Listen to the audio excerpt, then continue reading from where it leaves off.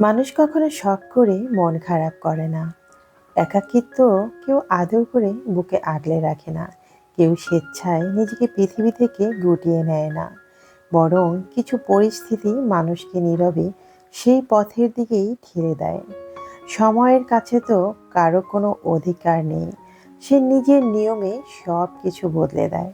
আর মানুষকে না চাইতেও অনেক সত্য মেনে নিতে হয়। কখনো মনের সম্পূর্ণ বিপরীতে গিয়েও নিজেকে মানিয়ে নিতে হয়। কারণ জীবন সব সময় আমাদের ইচ্ছের মতো চলে না। হয়তো এই কারণেই জীবনকে বিষণ্ণ সুন্দর বলা হয়। এখানে দুঃখ আছে, নীরবতা আছে, না পাওয়া আছে।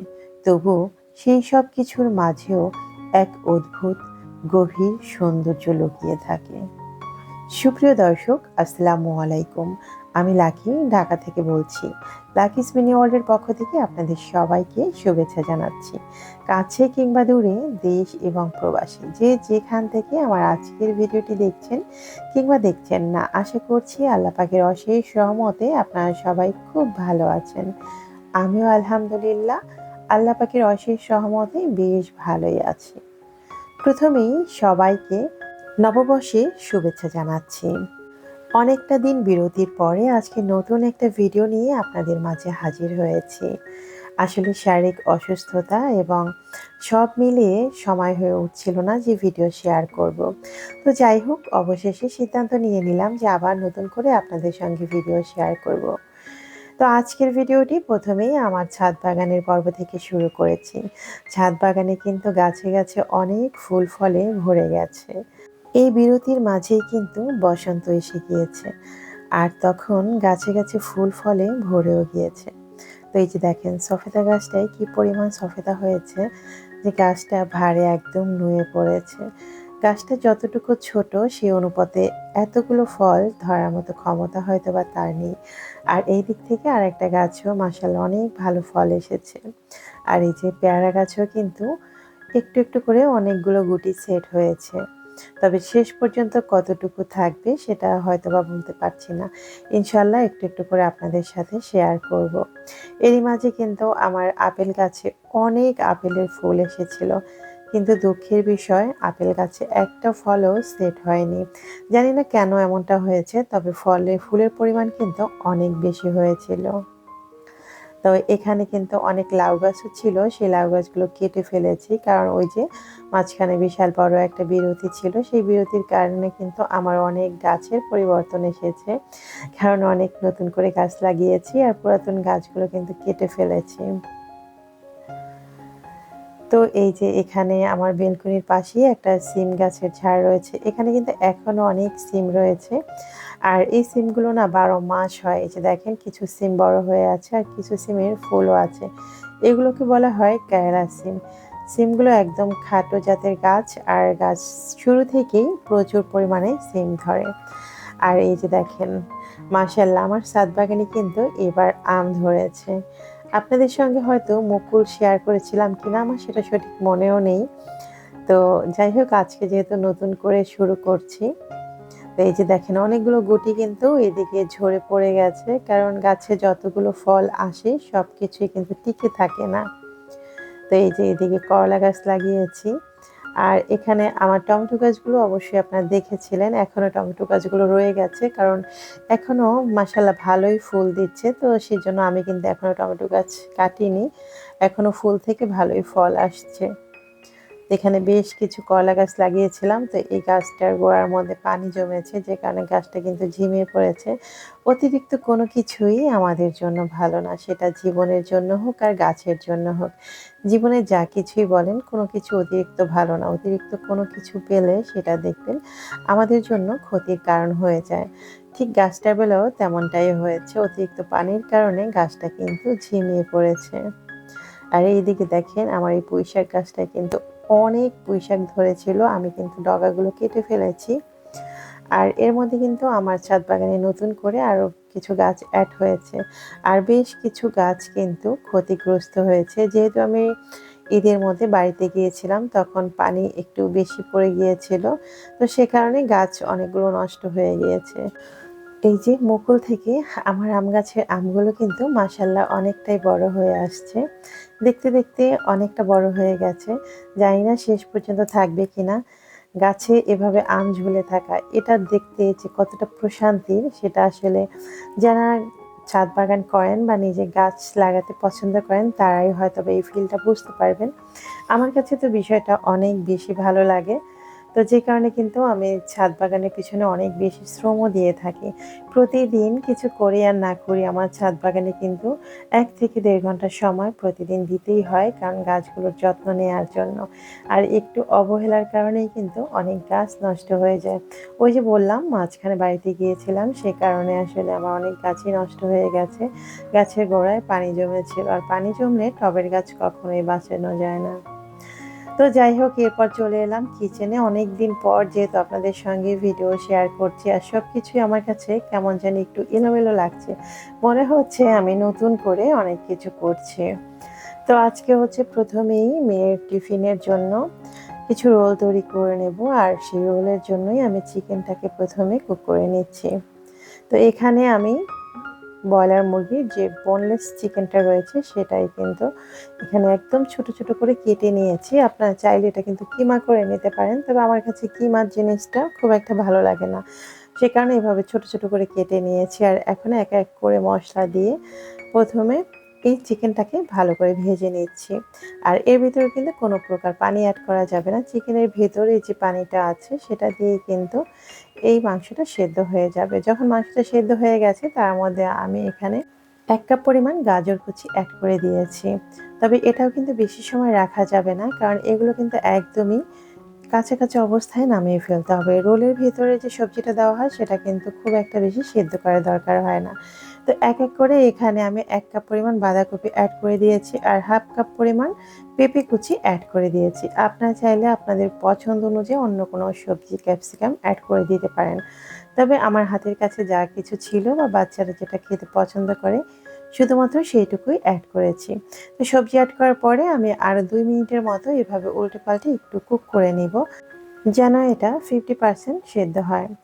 তো এটা সেদ্ধ হতে, হতে আমি এখানে কিছুটা কর্নফ্লাওয়ার অ্যাড করে দিয়েছি। আমি ২ টেবিল চামচ কর্নফ্লাওয়ারের সাথে ৩ টেবিল চামচ পরিমাণ পানি দিয়ে সেটাকে গুলিয়ে নিয়েছি। এরপর সেটা মিশ্রণটা এর মধ্যে দিয়ে দিয়েছি। এটা হচ্ছে অপশনাল, আপনারা চাইলে স্কিপ করতে পারেন। এতে করে কি হয়, এটা একটু গ্রেভি হয় বা একটার সাথে একটা লেগে থাকে। এইজন্য দেয়া, হাতের কাছে না থাকলে সেটা কিন্তু স্কিপ করতে পারেন।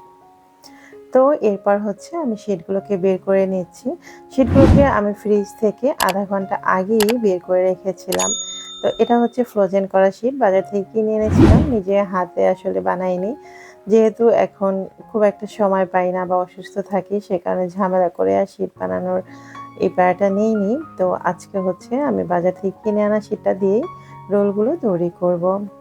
আর এই শিটটা ব্যবহার করার একটা সহজ পদ্ধতি হচ্ছে আপনি ব্যবহার করার ৩০ মিনিট আগে এটা বের করে রাখতে হবে, তাহলে এভাবে ইজিলি এগুলো কিন্তু উঠিয়ে নেওয়া যাবে। তো আমার যতটুকু প্রয়োজন ছিল আমি প্রথমে সেগুলো বের করে নিয়েছি, যেন বেশি কম হলে সেটা পরবর্তীতে বের করে নেওয়া যায়। আর এই রোলটাগুলো তৈরি করার জন্য আমি কিন্তু এখানে একটা ব্যাটারের মতো তৈরি করে নিয়েছি। সেটা হচ্ছে ময়দা বা আটা, যা কিছু হোক সেটা একটু ঘন করে গুলে নিয়েছি, দেখতেই পাচ্ছেন। এটা আসলে আমাদের এই শিটগুলো তৈরি করার ক্ষেত্রে ঘাম হিসেবে ব্যবহার করা হবে। তো আমি একটা শিটের মাঝখানে পুরগুলো বসিয়ে দিয়েছি। এরপর হচ্ছে আমি যে ঘামটা রেডি করেছি সেটা চতুর্দিক থেকে এভাবে লাগিয়ে নিচ্ছি। যতটা ভালো করে লাগিয়ে নেবেন ততটা কিন্তু ভালোভাবে সেট হবে। আর এই রোলগুলো কিন্তু খেতেও কিন্তু অনেক বেশি টেস্টি হবে। আর এই ঘামের কারণে দেখবেন চারিপাশ থেকে কোনোভাবে ফেটে যাওয়ার কোনো ভয় থাকবে না বা ছুটেও আসবে না। আর ভেতরের যে পুরটা রয়েছে সেটা কিন্তু নষ্ট হওয়ার ভয় থাকবে না। তো চেষ্টা করবেন ঘামটা একটু বেশি পরিমাণে লাগানোর জন্য।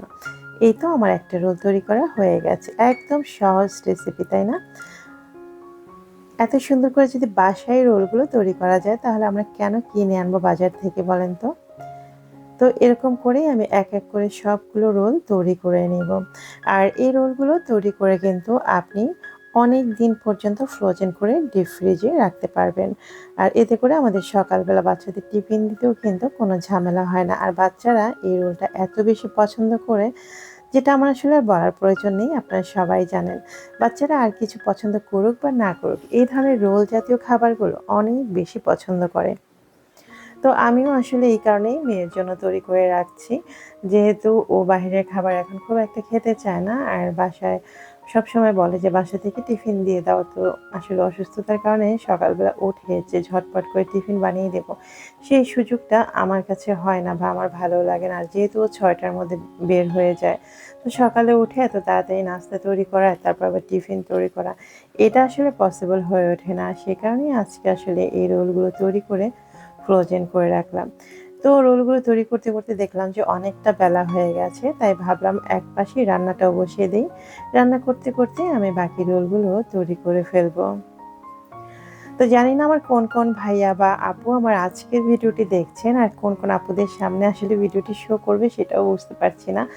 অনেকদিন পর যেহেতু ভিডিও শেয়ার করছি, তাই সকল আপুদের কাছে রিকোয়েস্ট করব, আপনারা যদি আমার ভিডিওটি দেখে থাকেন তাহলে অবশ্যই ভিডিওটির নিচে লাইক দিয়ে ভিডিওটি কন্টিনিউ করবেন। আর ভিডিও বিষয়ে আপনার যদি কোনো মতামত থেকে থাকে সেটা অবশ্যই কমেন্ট বক্সে কমেন্ট করে জানিয়ে দিবেন। আর আপনি যদি আজকে প্রথমবার আমার চ্যানেলটি ভিজিট করে থাকেন তাহলে আপনাকে উদ্দেশ্য করে বলছি, আমার কোনো কথা বা কাজ যদি আপনার কাছে ভালো লাগে তাহলে আপনি চাইলে আমার এই ছোট্ট পরিবারটার একজন সদস্য হয়ে থেকে যেতে পারেন আমার চ্যানেলটি সাবস্ক্রাইব করে। তো কথা বলতে বলতে আমি রান্নার জন্য মশলা কষিয়ে নিয়েছি। আজকে হচ্ছে আমি প্রথমে ভুঁড়ি বসিয়ে দিচ্ছি। আর এই ভুঁড়িটা খেতে কিন্তু আমার কাছে ভীষণ ভালো লাগে, তাই সবসময় চেষ্টা করি ফ্রিজে আমি ভুঁড়িটা রাখার জন্য। আর আপনাদের ভাইয়াও যখন ভুঁড়ি নিয়ে আসে তখন ৫-৭ কেজি করে একসাথে নিয়ে আসে। তো যাই হোক, আমি এক চুলায় হচ্ছে রান্না বসিয়ে দিয়েছি, আর অন্য দিক থেকে বাকি যে রোলগুলো সেগুলো এক এক করে তৈরি করে নিব। কষ্ট যেহেতু করছি তাই চেষ্টা করছি একসঙ্গে করে নেওয়ার জন্য, যেন বারবার না করতে হয়। তো এভাবে আমি একটা একটা করে রোলগুলো তৈরি করে নিয়েছি। আর প্রতিবার রোল তৈরি করার পরে কিন্তু আমি জায়গাটাকে একটু মুছে নিচ্ছি, যেন ওই যে তেলের যে একটা ভাব ওটা নিচে লেগে গেলে সেটা যেন রোলের গায়ে না পড়ে, তাহলে দেখতে আসলে একটু খারাপ লাগবে, আর কিছুই না। তো এই যে দেখেন এক এক করে আমি সবগুলো রোল কিন্তু তৈরি করে নিয়েছি। মাশাআল্লাহ অনেকগুলো রোল হয়েছে। এখানে কিন্তু সাইজগুলো অনেকটা বড় বড়। একটা রোল খেলেই কিন্তু এনাফ।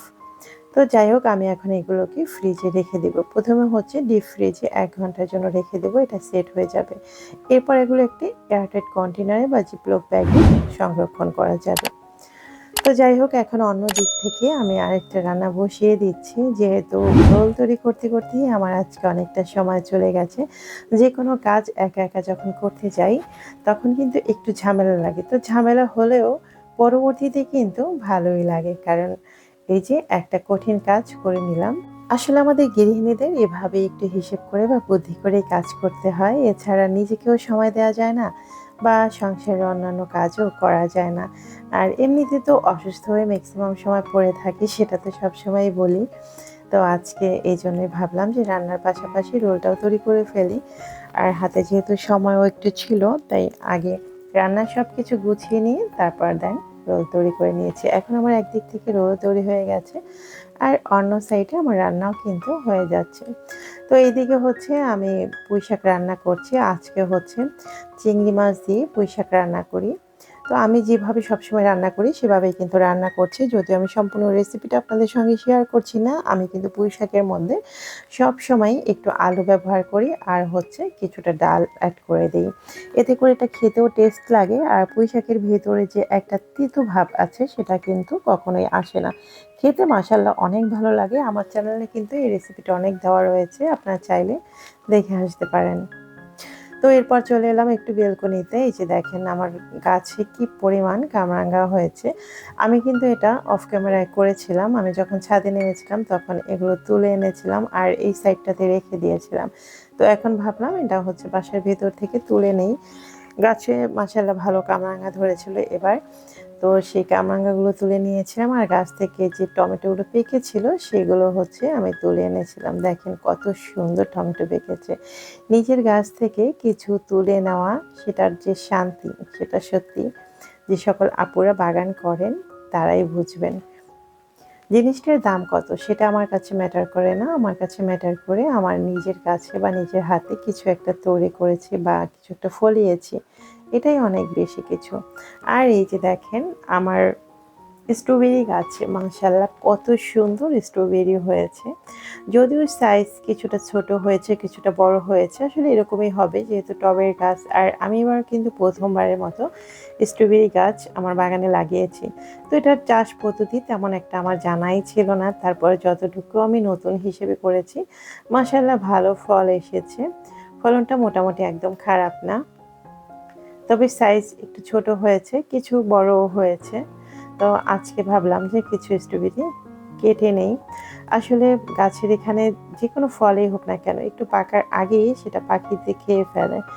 এইজন্য ভাবলাম যে না আজকে এগুলো তুলেই ফেলি আর আপনাদের সঙ্গে একটু শেয়ার করি। তো এক এক করে আমি এখান থেকে আমার স্ট্রবেরিগুলো কেটে নিচ্ছিলাম। আর এই বিষয়টার যে একটা ভালো লাগা কাজ করে আমি সেটা আসলে না বলে বোঝাতে পারবো না। আর এই যে দেখেন আমার স্ট্রবেরি গাছে কি পরিমাণ ফল দিয়েছে। হয়তোবা সব ফলগুলো টিকে থাকবে না, তারপর যতটুকু টিকে থাকে এটাই মাশাআল্লাহ অনেক কিছু। এই যে দেখেন স্ট্রবেরির কালারগুলো কত সুন্দর। আচ্ছা এর থেকে বড় প্রশান্তি আর কি হতে পারে যে নিজের গাছে এত সুন্দর সুন্দর ফ্রেশ ফল, বলতে পারেন ভেজাল মুক্ত, নিজের হাতে তৈরি করা বা চাষ করা ফল। তো স্ট্রবেরি কালার আর হচ্ছে টমেটোর কালারগুলো কিন্তু একই রকম হয়ে গেছে। দেখতে মাশাআল্লাহ অনেক অনেক কিউট লাগছে। আমার কাছে তো ভীষণ ভালো লাগছে। তো এক এক করে আমি আরো বেশ কিছু স্ট্রবেরি কেটে নেব। এই যে দেখেন টবের ভেতরে আরো কিছু স্ট্রবেরি হয়ে আছে। আজকে সবগুলোই কেটে ফেলবো। আর আজকে স্ট্রবেরি কাটতে এসে দেখলাম একটা বড় স্ট্রবেরি যেটা সবথেকে বড় ছিল সেটাকেই পাখি খেয়ে ফেলেছে, যেটা দেখে সত্যি ভীষণ খারাপ লেগেছে। আবার ভাবলাম যে না তাদেরও তো খাওয়ার একটা প্রয়োজন আছে। যে দেখেন এই স্ট্রবেরিটা সবথেকে বড় ছিল আর সেটাই একদম খেয়ে ফেলেছে। আমি লক্ষ্য করিনি, এমনভাবে খেয়েছে বোঝার কোনো উপায় নেই। তো যাই হোক তাদের যতটুকু চাহিদা তারা তো খাবেই। আসলে আমরা একটা জিনিস চাষ করব আর সেটা কিন্তু পশু পাখি সবাইকে দিয়েই আমাদেরকে খেতে হবে। তো আমার বাগানের ম্যাক্সিমাম জিনিস কিন্তু পাখিদের খেয়ে ফেলে, কারণ আমার একটা বদ অভ্যাস আছে সেটা হচ্ছে ফল পেকে যাবে গাছেই থাকবে, মানে পাকতে ইচ্ছা করে না, গাছেই সুন্দর লাগে। তো এই সৌন্দর্য দেখতে দেখতে একটা সময় কি হয়, হয় পাখিতে খেয়ে ফেলবে, না হয় পাকা জিনিস সেটা তো পচনশীল হবেই, কখনো না কখনো নষ্ট হয়ে যায়। তো আমার অবস্থা আসলে এরকমই হয়। আপনারা তো অনেকেই জানেন আমি কিন্তু দীর্ঘদিন পর্যন্ত অনেক অসুস্থ। আর এত এত সমস্যা যেটা আপনারা বলে আর এখন বোঝাতে পারবো না। আসলে অসুস্থতার কোনো শেষ নেই। তাই চেষ্টা করছি নিজেকে একটু সুস্থ করার জন্য। আর সে কারণে আসলে ডক্টর জাহাঙ্গীর কবির স্যারের শরণাপন্ন হয়েছি। গত দুদিন আগে আমি হচ্ছে স্যারের কাছে গিয়েছিলাম। আর এই যে দেখেন আমাকে কি কি দিয়েছে। অনেক অনেক প্রোডাক্ট যেগুলো আসলে কি বলবো যে কখনো নামও শুনি নাই সেই ধরনের জিনিসগুলো দিয়েছে। এগুলো খাওয়ার জন্য, এগুলো কিভাবে খাবো আমি সেটাও বুঝতে পারছি না। তবে নিয়ে আসতে হবে সেজন্য নিয়ে আসলাম। তো যাই হোক চেষ্টা করব সেই নিয়মগুলো মেনে চলার জন্য, কতটুকু পারবো সেটাও আল্লাহ পাক ভালো জানে। তারপরেও আসলে চেষ্টা করতে হবে নিজেকে সুস্থ রাখার জন্য। এর আগেও একবার আমি স্যারের ফলো আপে থেকে অনেক সুস্থই ছিলাম। তখন হয়তো স্যারের সাথে আমি যোগাযোগ করিনি। আমি আসলে তার ইউটিউব ভিডিও দেখে তার মতো করে চলার চেষ্টা করেছি। মাশাআল্লাহ আমি কিন্তু অনেক ওয়েট কমিয়েছিলাম। এমনকি আমার শরীরের অনেক রোগ থেকেও আমি মুক্তি পেয়েছিলাম। বাট এখন অনেকটাই অসুস্থ হয়ে পড়েছি। আর এখন শরীরের ভিতর নানা রকম সমস্যা দেখা দিয়েছে। আর সে কারণেই আসলে স্যারের সাথে যোগাযোগ করা। আর এই যে দেখেন এখানে এত এত প্রোডাক্ট আমাকে দিয়ে দিয়েছে। আসলে এখানে এত জিনিস এনেছি। আর এই যে দেখেন এই জিনিসগুলোর দাম এত বেশি, আমার না প্রথমে একটু অবাকই লেগেছিল। যাই হোক মোটামুটি প্রায় ২০-২৫ হাজার টাকার জিনিস আমি এখানে এনেছি। এই অল্প কিছু জিনিসই এত টাকা দাম নিয়েছে। তো যাই হোক সবাই আমার জন্য একটু দোয়া করবেন যেন আমি তাড়াতাড়ি সুস্থ হতে পারি। তো অনেকদিন পর্যন্ত যেহেতু ভিডিও শেয়ার করিনি তাই গত পর্বের ধাঁধার উত্তর আমি এখন আর দিচ্ছি না। তবে আজকে নতুন করে একটা ধাঁধা বলে দিচ্ছি। আজকের ধাঁধা হচ্ছে ৩ অক্ষরের নাম তার জলে বাস করে। প্রথম অক্ষর বাদ দিলে খেতে মিষ্টি লাগে। আশা করছি আমার বুদ্ধিমান ভিউয়ার্সরা খুব দ্রুতই কমেন্ট বক্সে সঠিক উত্তরটি জানিয়ে দিবেন। দেখতে দেখতে আজকের ভিডিওর একদম শেষ প্রান্তে চলে এসেছি। আজ এখানেই বিদায় নিচ্ছি। দেখা হবে আগামী পর্বে নতুন ভিডিওর সঙ্গে। সবাই ভালো থাকবেন, সুস্থ থাকবেন। আল্লাহ হাফিজ। আসসালামু আলাইকুম।